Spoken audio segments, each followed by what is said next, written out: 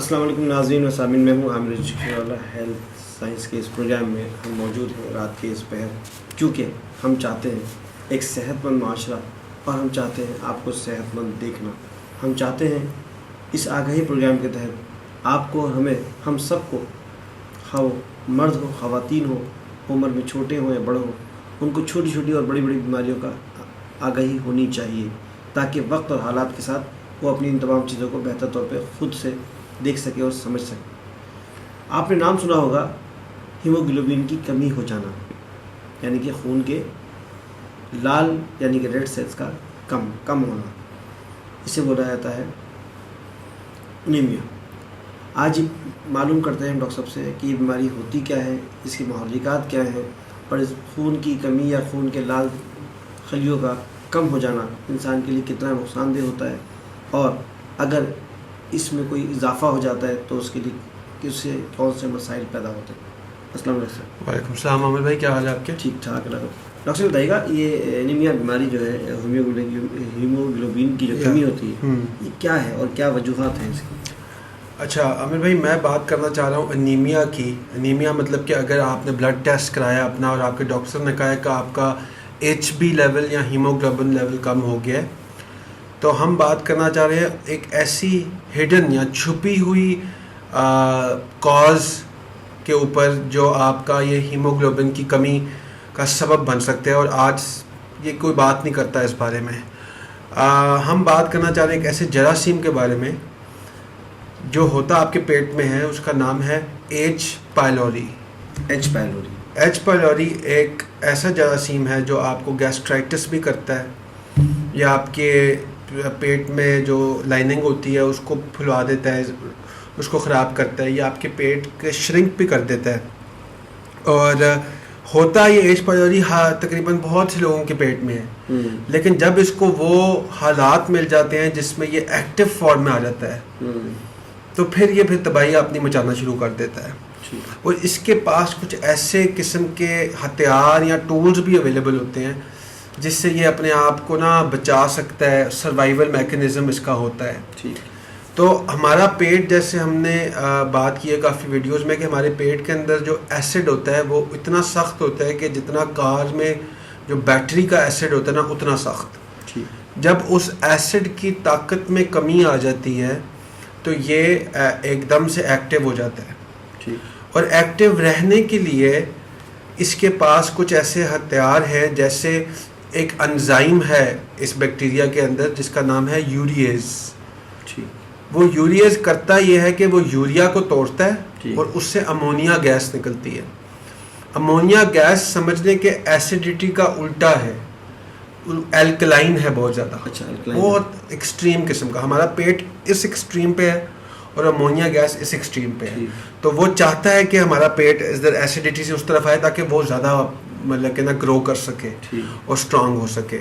दूसरा एक कंपोनेंट है जो ये इस्तेमाल करता है सर्वाइवल अपनी करने के लिए, जिसका नाम है मॉलिक्यूलर मिमिक्री।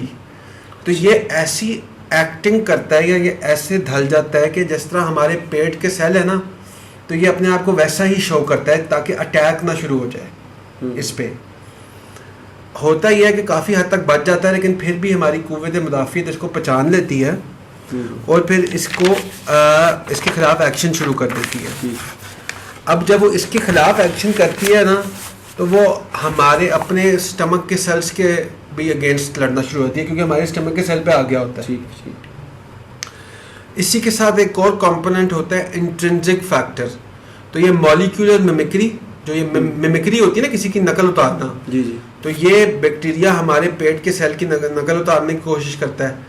तो ये उसका एक ये सारा कुछ मिला के ना हमारे पेट के जो श्रिंक कर देता है, क्योंकि उसके सेल को तोड़ना शुरू हो जाता है, तो पेट का साइज़ भी तकरीबन ये कम करने की कोशिश करता है। उसके अंदर जो सेल होते हैं ना, वो समझ लें मर जाते हैं हमारे पेट के सेल, तो वो फंक्शन उस तरह से पूरा नहीं करता। अब इससे होता यह है कि आपको सवेयर किस्म की विटामिन B12 की डेफिशिएंसी हो जाती है, कमी हो जाती है, और यही बायस बनता है आपका B12 अनीमिया का। अच्छा, अनीमिया के हम बात करें एक आयरन अनीमिया की, एक B12 अनीमिया की, तो इससे आपको B12 अनीमिया हो जाता है। अब जब इंसान को गैस्ट्राइटिस होता है तो उसका पेट की लाइनिंग फूल जाती है और वो एक्सट्रीम एसिडिक एनवायरनमेंट में हो जाता है। अच्छा। और फिर जब ये बैक्टीरिया इसको अल्सर प्रोड्यूस करता है और इसको तोड़ना शुरू करता है तो वो एक एक्सट्रीम एसिडिक एनवायरनमेंट से एक्सट्रीम एल्कलाइन एनवायरनमेंट की तरफ आ जाता है। अच्छा। तो वो दो एक्सट्रीम के बीच में ये अपने आप को ना जिंदा रह सकता है। और जब आपका पेट एसिड से अल्कलाइन हो जाएगा तो आपकी जो कुव्वत है आयरन को जज़ब करने की वो ख़त्म हो जाती है, उसको बहुत कम कर देता है। मतलब कि इनएक्टिव फॉर्म ऑफ आयरन को एक्टिवेट ही नहीं होती वो आयरन। तो हमें फिर B12 की भी डेफिशिएंसी हो जाती है और आयरन की भी डेफिशिएंसी हो जाती है। तो ये बिल्कुल एक अच्छी सिचुएशन नहीं होती इंसानी जिस्म के लिए। अब हम आयरन की बात कर रहे हैं, B12 की बात कर रहे हैं, तो लोग इसको ना सप्लीमेंट के तौर पे खाना शुरू हो जाते हैं। आयरन को भी खा रहे हैं, B12 को भी खा रहे हैं और फिर सोचते हैं ठीक क्यों नहीं हो रहे, क्योंकि एक पूरी कहानी इसके पीछे चल रही है जो कि H. पायलोरी का रहा है, कहानी बना रहा है। अब जारी बात है उसकी वजह से आप खा तो रहे हो लेकिन वो जज़ब ही नहीं हो रहा। तो अब इसको जब आप इसको डायग्नोसिस आपकी हो जाती है H. पायलोरी की तो ज़्यादातर डॉक्टर आपको काफ़ी एंटीबायोटिक्स पे लगा देते हैं। ठीक है। 1 से 2 महीने की सख्त एंटीबायोटिक्स खाते हैं लोग। और होता यह है कि ये जरासीम में ये होता है कि वो ना एंटीबायोटिक काम ही नहीं करती कुछ देर बाद, क्योंकि इसमें ताकत ये अपना उसके खिलाफ लड़ने की ताकत बना लेता है। ये ऐसा अपने अंदर चेंज ले आता है कि वो एंटीबायोटिक एंटी नहीं रहती, इसके खिलाफ ही नहीं काम करती।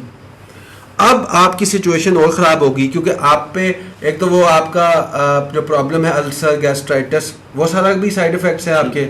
दूसरा आपके इतनी लंबी एंटीबायोटिक्स खाने के अपने साइड इफ़ेक्ट्स कितने होते हैं, तो वो सारा मिल के आपके लिए एक अजीब सी खिचड़ी पक जाती है। तो ये H. पायलोरी का जो एंटीबायोटिक के थ्रू है ना ट्रीटमेंट, ये इतना सक्सेसफुल नहीं है। वो लोग कहते हैं कि बस जरासीम आ गया और जरासीम को मार दो पकड़ के। वो ये नहीं सोचते कि आपकी जो एसिड का लेवल नीचे चला गया है उसको कैसे बढ़ाना है। सही बात है। क्योंकि जब वो एसिड का लेवल ऊपर बढ़ जाएगा तो वो खुद ही जो बैक्टीरिया है वो इनएक्टिव फॉर्म में चला जाएगा। तो अब प्रॉब्लम बहुत ज़्यादा बढ़ जाती है, एंटीबायोटिक के मसले आ जाते हैं। आपका गैस्ट्राइटिस भी हो गया, आपका अल्सर भी हो गया, आपका पेट भी श्रिंक हो रहा है।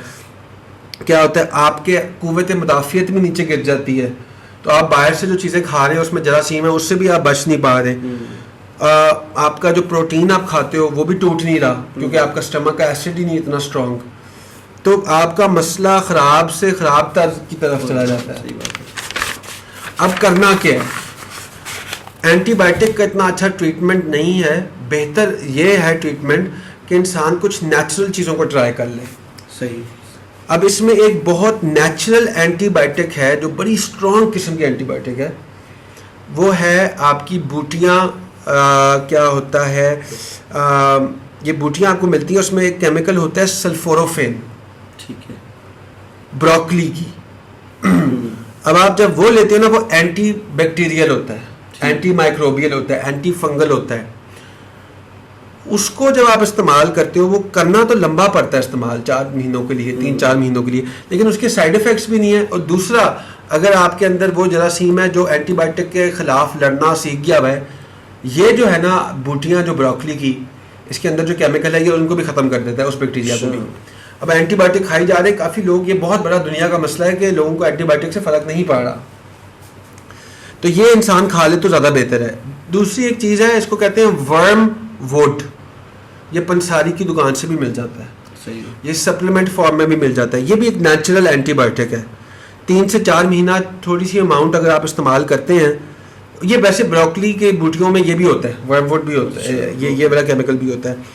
तो आपका नेचुरल आपका हो जाता है प्रॉब्लम सॉल्व।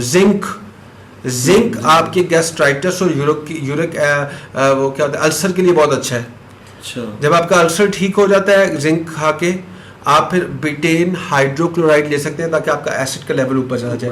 Complete natural. पहले आपने अपना गैस्ट्राइटिस ठीक किया, अल्सर ठीक किया, उसके बाद बिटेन हाइड्रोक्लोराइड और इस सेब का सिरके वाला होता है पानी, वो आप पीना शुरू हो जाते हो 1-1 चमचे में। तो वो आपका एसिड का लेवल भी ऊपर चला जाता है। बैक्टीरिया जो H. पायलोरी है वो वापस इनएक्टिव फॉर्म में चला गया। फिर आखिरी आप ले सकते हो प्रोबायोटिक्स। या फिर ये पिकल्स होते हैं, पिकल्स, ये पिकल्स का पानी जो होता है ना, उसके अंदर कुछ ऐसी चीज़ें होती हैं जो एज पायलोरी के खिलाफ लड़ती हैं। अच्छा। तो ये 4 किस्म के नेचुरल रेमेडीज़ हैं जो इंसान इस्तेमाल कर सकता है, जिसमें सबसे अच्छा आपका बूटियाँ हैं ब्रोकली की। वो एंटी माइक्रोबियल है और वो उसका अफेक्ट प्रूवन है। तो उसके बहुत से लोग HB का हीमोग्लोबिन नीचे चला जाता है, उसका इलाज आयरन खा खा के और B12 खा खा के कर रहे होते हैं, लेकिन अगर प्रॉब्लम आपकी एज पायलोरी की है पीछे से, तो उसको आप सॉल्व नहीं करेंगे तो आपका ये मसला सॉल्व नहीं होगा। तो ये है आज की हमारी इंफॉर्मेशन। नाज़रीन, आपने प्रोग्राम देखा और ये प्रोग्राम आप ही के लिए बनाए जा रहे हैं। आज ये प्रोग्राम क्योंकि मेडिकल साइंस के मुताबिक खून की कमी या खून के सुर्ख खलियों की कमी अमूमन हमने देखी है और इसकी बहुत सारी सिम्टम्स हमें नज़र आ रही होती हैं। सबसे बड़ी सिम्टम जो होती है आँखों का पीला हो जाना या आँखें के अंदर जो सफ़ेद हिस्सा होता है उस पर चमक नहीं रहे, तो ये भी चीज़ होती है। इसके अलावा और दूसरी सिम्टम होती है। लिहाजा हमें अपनी बीमारियों का आगाही होनी चाहिए और उसके मुताबिक नेचुरल जो चीज़ें हैं वो इस्तेमाल करके उसको कंट्रोल करना चाहिए। मुझे दीजिए इजाज़त इस प्रोग्राम में। अस्सलाम वालेकुम व रहमतुल्लाह। शुक्रिया।